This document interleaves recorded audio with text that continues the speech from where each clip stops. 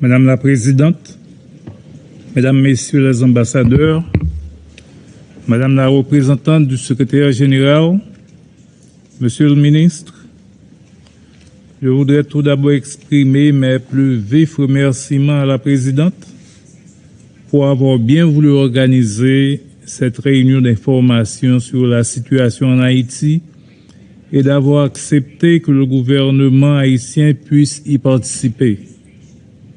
C'est le témoignage de l'intérêt particulier de l'engagement manifeste du Conseil pour Haïti et son peuple et sa bonne disposition à aider le gouvernement dans la recherche d'une solution durable aux problèmes multiples et complexes auxquels le pays est confronté.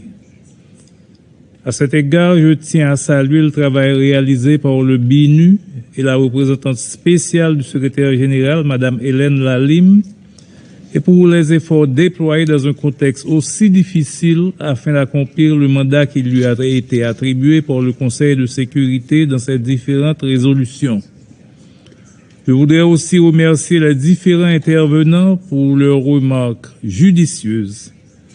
Nous en avons pris note. Madame la Présidente, point n'est besoin de souligner l'importance de cette réunion qui arrive à point nommé. En effet, il permet au gouvernement, par mon organe, d'informer le Conseil des derniers développements de la situation sociopolitique et sécuritaire du pays, des efforts que le gouvernement est en train de déployer afin de l'améliorer et du même coup de présenter à la communauté internationale ses attentes en vue de nous permettre de sortir définitivement de cette crise multidimensionnelle qui a trop duré. Le 12 septembre dernier, des manifestations violentes ont éclaté dans le pays suite à la décision du gouvernement de cesser la subvention des produits pétroliers, entraînant du même coup l'augmentation des prix du prix des carburants. Cette décision, quoique difficile, était un impératif car l'État perdait un total de 400 millions de dollars par année. D'autre part, il s'agissait d'assainir les finances publiques en adoptant un budget d'austérité par des réformes macroéconomiques. Le gouvernement a entrepris une grande réforme au niveau de l'administration générale des douanes pour lutter contre la contrebande, augmenter les recettes douanières et freiner l'entrée des armes et des munitions dans le pays. Ainsi, ces mesures ont permis à la douane de collecter pour le mois d'août près de 8 milliards de gourdes, soit une augmentation de plus de 40%. Utilisant cette augmentation des prix comme cheval de bataille, les conséquences sociales à court terme inhérentes à cette mesure, ajoutées également à leur mécontentement contre les réformes douanières et l'adoption prochaine de nouvelles mesures, les pêcheurs traditionnels en eau trouble qu'on trouve dans le secteur politique et dans le secteur privé des affaires ont mis à exécution leur plan pour créer une situation chaotique dans le pays. Ils ont utilisé les gangs lourdement armés pour paralyser le fonctionnement de tous les départements géographiques du pays, en bloquant les principales artères de la capitale et des villes de province, en pillant et brûlant des édifices publics comme des tribunaux de paix, des centres carcéraux, des entreprises du secteur privé, des locaux de certaines banques commerciales et des entrepôts des organisations internationales comme le Programme alimentaire mondial, l'UNOPS, l'UNICEF, Caritas. Plus d'une vingtaine d'écoles ont été saccagées et pillées dans le département de l'Artibonite. Face à la brutale détérioration de la situation, le gouvernement s'est attelé à rétablir la sécurité dans le pays, susceptible de garantir la reprise des activités économiques. Je suis en mesure d'annoncer qu'à l'exception de quelques cas isolés, la situation est globalement sous contrôle et le calme est revenu dans plusieurs parties du pays. C'est l'occasion de féliciter le professionnalisme de la PNH, la police nationale, qui a su reprendre le contrôle de la situation et limiter les dégâts face à des gangs mieux armés et mieux équipés. Madame la Présidente, je souhaite exprimer devant le Conseil la grande préoccupation et l'inquiétude du gouvernement haïtien face à cette grave situation. Je voudrais également mettre l'accent sur les conséquences catastrophiques que les actions délétères des gangs alimentés par certains secteurs économiques et quelques secteurs politiques causent à la société et leurs effets dévastateurs sur l'économie nationale et sur le quotidien de la population. Les conséquences sont extrêmement graves. Les manifestations violentes et destructives ainsi que les difficultés rencontrées dans la livraison et l'approvisionnement du pays en carburant à cause du blocage des routes imposé par les gangs armés au niveau du terminal pétrolier de Vareux compliquent davantage la situation économique déjà précaire du pays. Le carburant étant un produit transversal qui concerne toute l'activité économique, une telle situation est de nature à paralyser l'État et à jeter le pays dans une paralysie presque totale.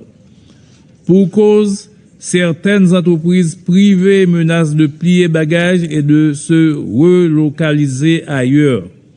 Le parc industriel de Caracol, l'un des plus importants du pays, vient d'annoncer l'arrêt de ses opérations hier dimanche faute de carburant, ce qui pourrait faire perdre 12 000 emplois dans un contexte de croissance économique négative.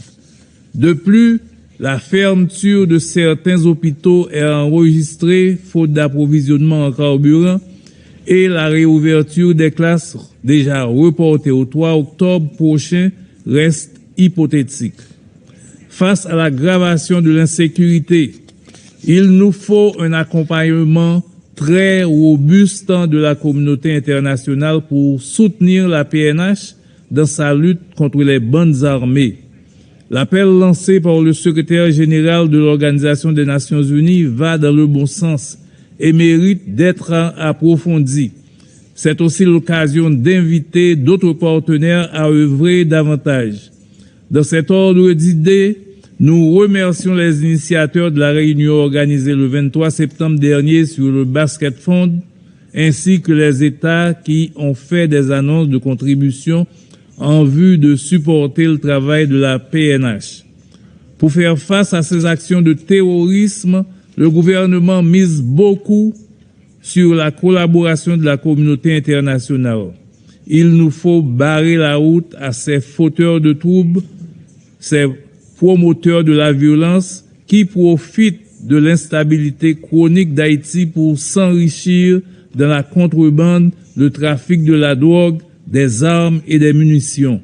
Dans ce contexte, les auteurs directs et intellectuels des actes criminels et terroristes, notamment ceux perpétrés ces derniers jours, seront réprimés avec la dernière rigueur par la PNH et déférés par devant la justice haïtienne. Nous saluons également la décision de certains pays d'envisager d'imposer des sanctions à l'égard de ceux et celles qui participent d'une façon ou d'une autre aux activités criminelles d'insécurité dans le pays. Il s'agit d'un grand pas dans la bonne direction pour en finir avec le phénomène de l'insécurité dans le pays.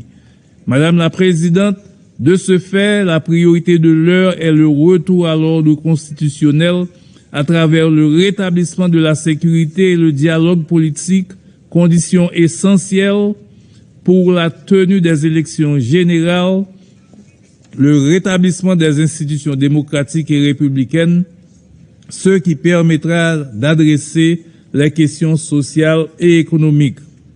À ce propos, je suis heureux d'annoncer que présentement, des négociations sont en cours et nous espérons qu'un accord politique pourra être trouvé sous peu, ce qui permettra le déblocage de la situation. Le Premier ministre n'a jamais ménagé ses efforts et est toujours resté ouvert pour poursuivre le dialogue, seul moyen de résoudre la crise politique. Je vous remercie.